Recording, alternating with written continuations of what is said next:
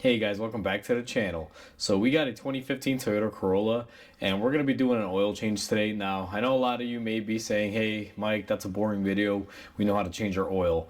But on these particular cars, there's a special filter cup design and a special tool. So I figured I would film it while I have it on the shop. This may help somebody out there. So with that said, guys, before we go ahead and begin, if you guys haven't subscribed to the channel, hit the subscribe button down below. It'll definitely help the channel grow. And with that said, let's go ahead and begin. So first things first, guys, before you go ahead and change your oil on your Toyota, you're going to want to make sure that the car was running for a little bit just to kind of help, make that oil a little bit more liquefied. It's not as thick, even though this car does take 0-20, so it's already pretty thin as it can get. Now, what I like to do is go ahead and pull the dipstick and go ahead and remove your oil fill port.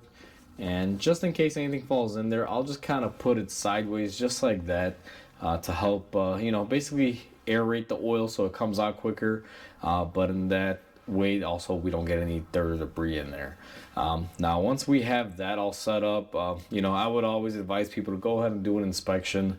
I can tell you just right off the bat, I can see this battery is looking very nasty. So I'm going to have to bring that up to the customer's attention. But all in all, this video is going to be for the oil change on this car, guys. So now that we have everything opened up that we need under the hood, let's go ahead and get underneath the car. Alright, so we are underneath the car, guys, and we are looking at our oil pan and our oil filter, which is right here. Now, where I like to start on these is go ahead and get the oil drained out just while it's hot. So you're going to take a 14 millimeter, and that's how you do it without getting any oil on your finger, guys. You just spin it off really quick like that. Now, I'm going to give this a little bit of time. Let it drain out. We all know how to drain oil, and if you don't, that's basically how you do it. But the star of the show is going to be showing you guys the filter. So I'll be right back with you guys in a few minutes once this has finished draining. Alright guys, so while our oil is draining on here, you guys may see that there's a gasket that is stuck on there. What I'm going to do is try to go ahead and take that off. Typically you can just get them off this way, but these Toyota gaskets, I'll be honest with you guys, sometimes they can be a real pain. They're made out of paper, so they will fight you. Now, as you guys saw, that method did not work. So what I'm going to have to do here is get a scraper and see if I can just get it to scrape off. If you don't replace these gaskets every time, what winds up happening is they stick. And then when they stick, they're made out of paper. It's just a fun time trying to get them off. So let me get my scraper here. And as you guys saw, it takes one hit from a pretty sharp object. And I used a hammer just to give it a nice firm tap to be able to get it off. And that was able to get it off pretty easily. Now, let's see what we have here. And I'll show you guys the reason why these stick. These are basically paper. It's like cardboard and paper mixed together, and then after it heats up for a while, it becomes in like a little tough plastic formation. So you just want to take that off. Now, I typically do stock these, but I ran out. I don't have any. So what I'm going to be using instead is my bonded washer one that I use. Basically take your drain plug, go ahead and put that on there. Now, our oil has slowed down. We basically have a drip, so we're going to go ahead and take our drain plug with our new washer, and I always like to wipe them off, and we are going to go ahead and get it tightened up here. These don't require a lot of force, guys, so don't go crazy with these. All you want to do is snug it up just like that. And now we're going to go ahead and focus in on the filter. Alright guys, so now we are going to be taking off our filter, and it's going to be right here. Now you can see this is a pretty unique design. A lot of you working in most shops, or even if you're a do-it-yourselfer, you may have a tool like this. This is an oil filter wrench. Do not come in here with one of these and try to do this like this, because this will, chances are, it won't get it off and it won't be able to tighten it on as good.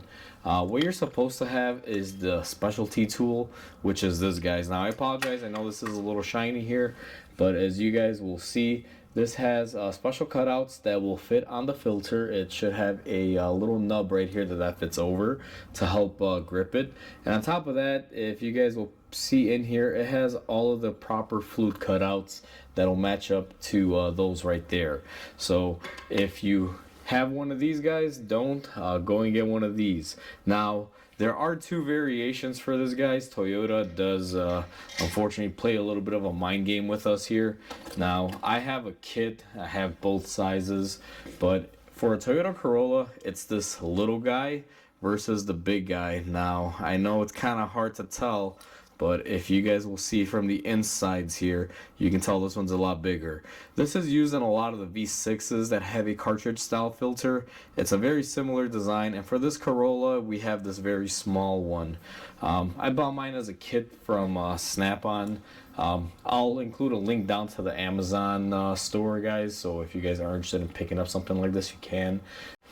Now that you've seen the tool, guys, what you're going to want to do is line up these cutouts with the nubs that are on our oil filter housing, and they give you this nice 24 millimeter for this. Now this is where I kind of dislike my tool, guys, because they give you a 24 millimeter, and most 24 millimeters you're going to need a 1/2 inch drive to be able to take it off. Now, I think the way they intended to use this tool was they give you a big drive to be able to have enough torque to take it off, but not necessarily gorilla it back on there and, you know, go crazy with it. So if you have a tool like mine that does use a 24 millimeter, you do not want to over crank it when you're tightening it. But as you guys saw, we went ahead and loosened it up. Now, on these you got to be a little careful because oil will start coming out, and we're just going to go ahead and take our filter cartridge out and lay it down on our oil mat here. We're gonna get a little bit of oil coming out of here. Normally I just wait until that dissipates. It dissipates fairly quickly, but with that going on right now, let's go ahead and show you guys on the bench the oil filter. So I have our oil filter cartridge with a filter in our bench here, guys. I normally just leave the tool on there. It actually helps me grip it a lot better. Now what I'm gonna do is I take my rag and I wipe off the sides. I'm just trying to get off any of the excess oil that can basically become an issue.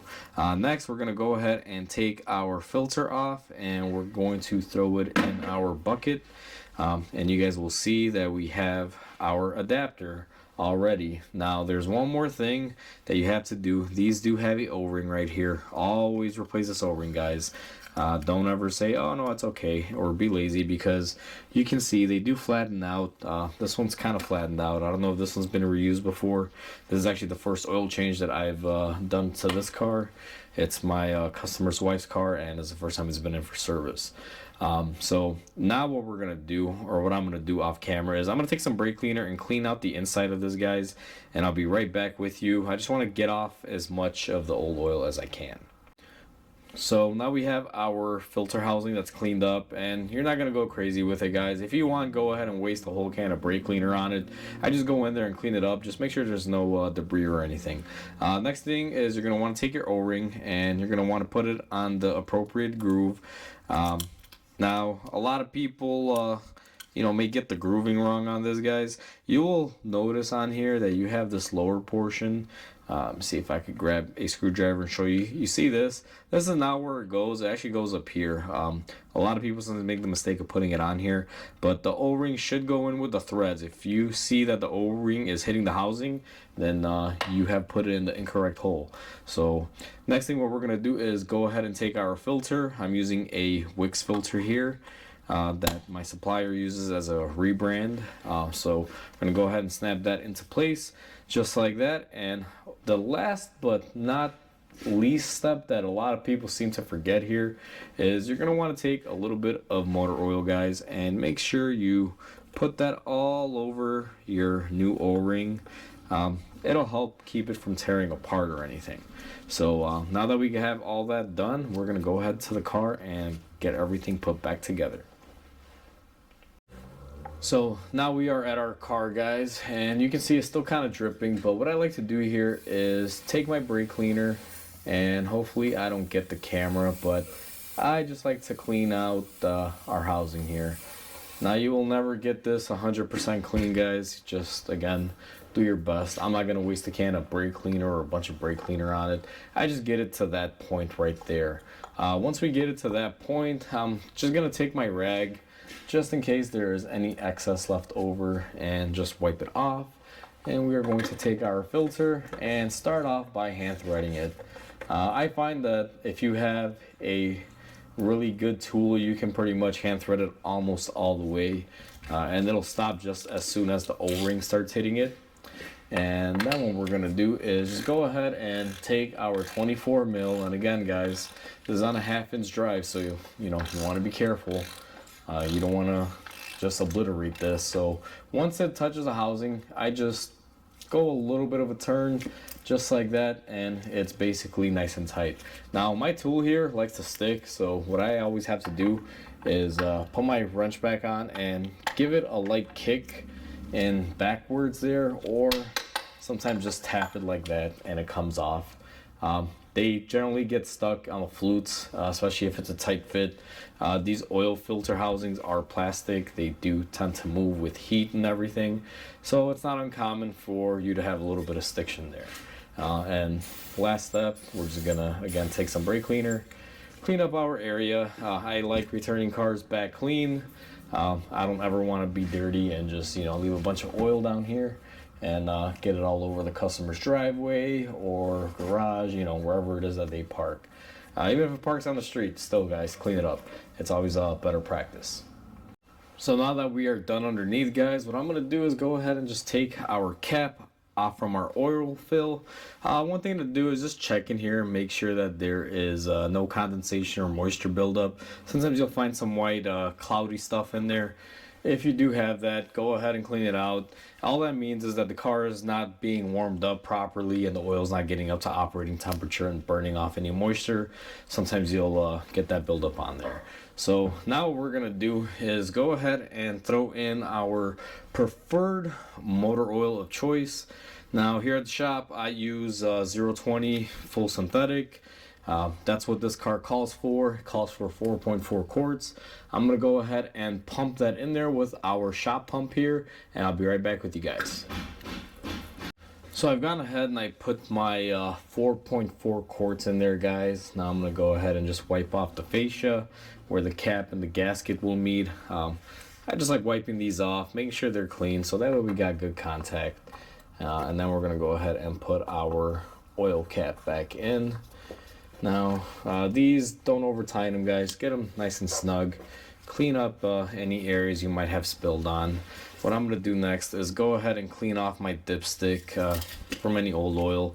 And we're going to go ahead and fully insert it all the way. I usually recommend leaving the dipstick in there, guys, if you're going to start it to check your oil level, simply because what will happen is if there's no dipstick in there, it could create a vacuum leak. Most newer cars use the dipstick as a sealed dipstick. It's not open. So either way, go ahead and start up the car here, and we're gonna let it run about 15 seconds or so. Sometimes it may be a little bit noisy at first startup. Unfortunately, when it comes to these cartridge filters, you can't prime them or anything, so that should be good enough right there. Our car was on for about 10 seconds or so.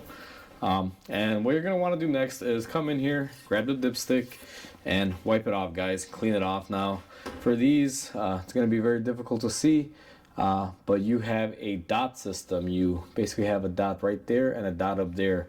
You want to be anywhere in between. You don't necessarily want to be all the way up on it. I like to fill them about in the in-between state. That's where you want to be, and that's where I am.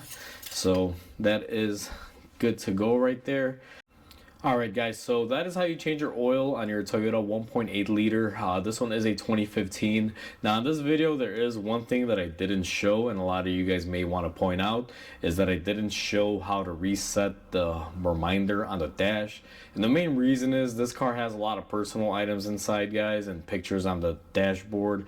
I don't want to, go ahead and disclose any of that. So as far as that goes, There's plenty of other videos on how to reset these. I'll probably make my own video on another Toyota if one happens to come in like this one, guys. But for the sake of customer privacy, I won't be able to show you just because of what pictures and everything they have on their dashboard, which is completely other topic. I don't really recommend anyone put pictures on their odometers and everything, but you know, it's not my car, so I can't say anything. But other than that, guys, that's how easy it is to change the oil on these. Hopefully this video helps you out. Please comment, like, and subscribe because it definitely helps the channel grow. I'll go ahead and link all the tools used today down in the description.